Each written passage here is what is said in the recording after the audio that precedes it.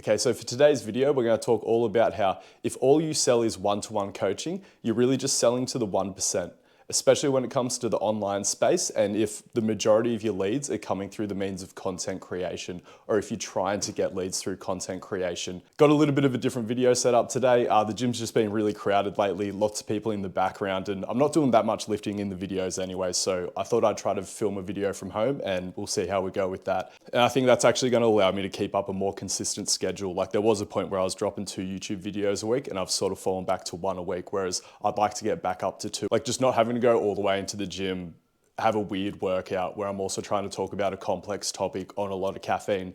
It was a fun setup and it worked, but I think this could be a lot more efficient. This isn't one of those classic fitness business coach like, oh, the old business model is dead, everything's changed, you need to change everything. I still think one-to-one online coaching is a really, really good way to earn an income, but the reality is it still is selling to the 1%. I'll explain exactly what I mean by that in a second. But even if you do want to primarily earn your income from that, I'll give you a strategy. We'll talk a bit more about developing some sort of a customer journey so that you can increase your conversion rate and stop just targeting that 1% of your following. Okay, so why is one-to-one online coaching or any form of personal training really just selling to the 1%, especially in the online space? If you just do a little bit of personal reflection on all the coaches that you follow, that you like their content, maybe you really look up to them, they've influenced the way that you train your clients even. But then I want you to be honest with yourself. How many of them realistically would you ever reach out to for one-to-one coaching?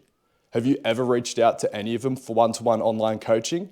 No, this is exactly what I'm talking about. Maybe you have, but like there was something specific about their personality more so than anything. And this is what I mean. If you're someone who's putting out a lot of content, you've probably attracted a lot of people who really vibe with the sort of educational information that you put out. But the idea of having an intimate one-to-one personal coaching relationship is the last thing on their mind. So what a lot of really good coaches who put out a lot of really good content end up with is this audience of people who are following them because they think that they put out really useful information or they find them funny or entertaining. But like I said, they'd never realistically enter a one-to-one coaching relationship with them because you have to be the absolute perfect fit to purchase something like that. And so if you develop something that actually resembles a genuine customer journey, not just selling one-to-one online training and nothing else, then not only do you have a higher chance of converting some of that 99%, but you're going to increase the size of that 1% because as you warm people up and take people on that journey, some of that 99% will realize that maybe you are the perfect fit to be their coach. Okay, so what is a customer journey? I mean, in theory, the customer journey starts as soon as they're aware of you and they're interacting with your content. But specifically what we're talking about today is a product offering that is more than just one-to-one online coaching. And this isn't just paid products, it's also things like free products as well, because as much as it's great to get a sale out of someone and break that financial dam, we'll settle for a piece of personal information like an email or something like that that allows us, again, to give that person more value, enhance their customer experience, and increase their likelihood of becoming a customer. And so for the 99% of our audience, we have, I would say, 3 primary barriers to overcome.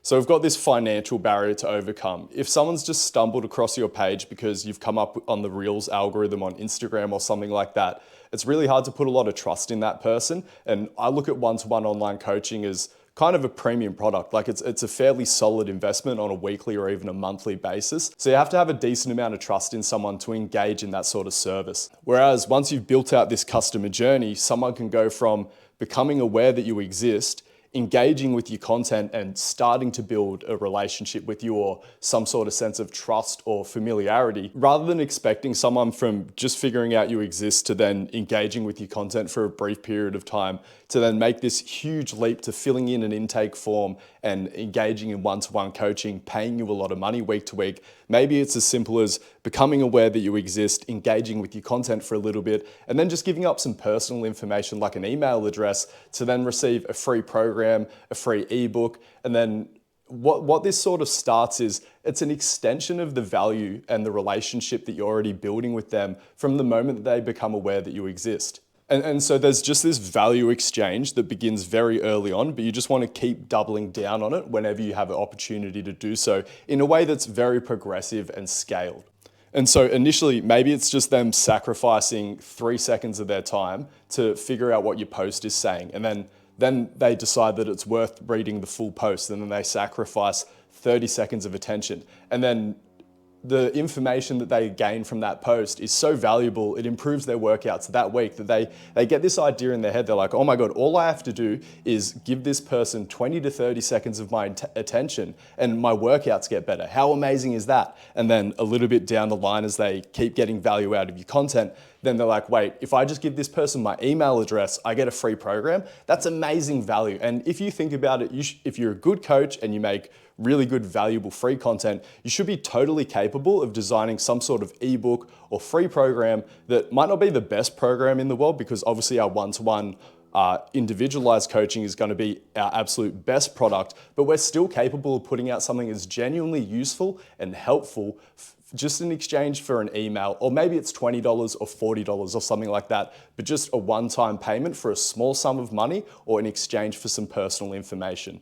Like if you can put together some sort of like 12-week strength program and someone can hit a deadlift PR in exchange for an email, that's amazing value. Or if you can just give them a heap of information on a topic that you're an expert in that's related to your content that attracted them in the first place, just taking them further down the rabbit hole, teaching them things in a little bit more detail, that's tremendous value for 20 bucks. Or like I said, even an email. And again, the whole reason why getting some personal information such as an email is almost as valuable as a small sum of money is then we can have them on our email list and we have this opportunity to then contact them uninhibited by the algorithm. We can give them even more great information and value via email. And it's just another touch point where you can make calls to action occasionally. But again, I think a lot of people perceive email as purely just like this sales channel. I just look at it as an extension of any of my other platforms where my main goal is just to give them value for giving me attention primarily, and then just reminding them that I have stuff for sale at the end of it. Because again, I just have trust in this process because I've observed it again and again and again.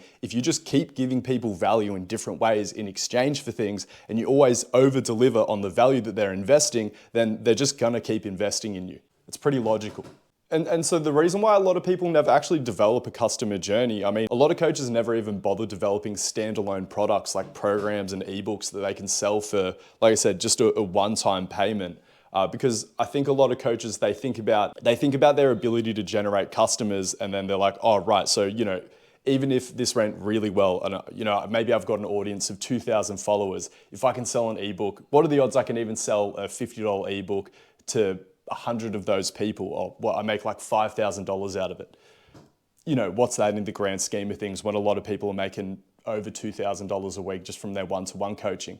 It's not even about the $20 to $50 that you make off that ebook sale. It's just about sort of breaking the financial dam with that person and giving them an opportunity, like meeting them where they're at. They're not ready to sign up for one-to-one online coaching yet, but maybe they are ready to give up $20 to $50. And if you can over deliver on the value of that $20 to $50 that they invested, then the likelihood of them investing again in something that's a little bit more expensive or a little bit more personalized is much higher. Again, it's the same principles that we apply to training, right? It's just progressive overload. We don't want to make any big jumps. So yeah, depending on the size of your audience and your ability to generate leads or convert customers, there's different roles potentially for products to play in your customer journey. If you have a big audience or you're capable of converting a lot of customers, those smaller one-time payment products could be a pretty solid source of income in their own right. But the main role for them is just to progress people along that customer journey, over deliver on value, continue to build trust until they're ready to invest in whatever your more premium offering is. Like I said, for a lot of you, that will just be one-to-one online training. But once you start sort of thinking about product development, because this is the thing, I think a lot of coaches in this space, they just only think about doing one-to-one online coaching, which is a totally great way to make a living, but you could develop purely educational products. And again, thinking about how you've attracted the audience that you have, if you're putting out content in this space, it's likely that a lot of the content that you're putting out to try to attract clients is educational in nature. So you might end up with this audience that doesn't want to enter a one-to-one online coaching relationship with you, but absolutely would invest in your educational products, does want to learn from you in a different sort of setting. One of the other things I think it's important, if you're a really good athlete, like you're really strong or you're really big and jacked, or maybe you've just got a really big audience and a lot of people put you on a pedestal, that's also going to create friction between people inquiring for one-to-one coaching. Like, think about the coach that you look up to most in the industry. Would you be a little bit nervous about filling out an inquiry form and hiring them as your coach? Like, a lot of people might be afraid that you'll judge them. So the more opportunities that they have to build trust in a way that's very gradual, the higher likelihood you have of converting those people. Because yeah, I've seen a lot of coaches build sizable audiences. They're just selling one-to-one online coaching and they're quite disappointed by their income. Then all of a sudden, build out a little bit of a customer journey, stop selling to the 1%, actually start selling to your whole audience, maybe going to take your business in a few different directions when you start to realize what people actually want from you, as well as what you want to do. It's always got to be that balance, like what do you want to do for work, but then what do people want from you? It's something that you should consider if you're putting out a lot of content and you are building an audience online. One last thing I will say about why I think it's important to develop a fully fleshed out customer journey that has lots of different entry points financially is just from an accessibility standpoint. I think if you're a good coach, you should be able to increase the cost of your one-to-one coaching and your premium products over the long run. But I also think it sucks how people who don't have a lot of money get priced out of the market because, you know, good coaches should be able to charge a lot of money for their one-to-one services. So by having free programs and cheaper programs and things like that, there's this huge accessibility component to it as well, which I think is really cool. So, you know, you can put your prices up for your one-to-one coaching, but then you're still accessible to people that don't have a lot of money. And this is something that actually applies in a face-to-face context as well. So maybe you're not an online coach and you don't have a big following on social media or whatever, but you want to charge a lot for your 45-minute or your 1 hour session in a face-to-face context. But then also, depending on the area that your gym's in and the typical clientele that it attracts, maybe you're realistic about like, okay, not everyone's going to be able to afford this and I want to be able to help everyone. Well, if you have free programs that someone can get in exchange for an email, if you have PDFs, ebooks and programs like that people can get for a one-time payment, then you can help everyone and you can create this situation where you're simultaneously the most expensive and the cheapest trainer in your gym. Because again, in a face-to-face typical commercial rent-based model gym, every personal trainer is just selling one-to-one coaching. And a lot of people can't afford that. So if you have some free programs for an email or cheap programs and things like that, like I said, you never have to. I always had this situation, especially towards the end of the part of my career where I was working in a commercial gym. I had a really solid business. I was charging over $120 for a 45-minute session. And, you know, my gym was weird because it had like CEOs, it had investment bankers, but then also had baristas and students and things like that. So I was in a really cool position where I was selling online training on the gym floor. So you could still get programming from me for $50 a week if you couldn't afford the $120 face-to-face session. I didn't have any free programs or anything like that, but I think that that's a really, really good model that could actually work really well in a face-to-face setting as well.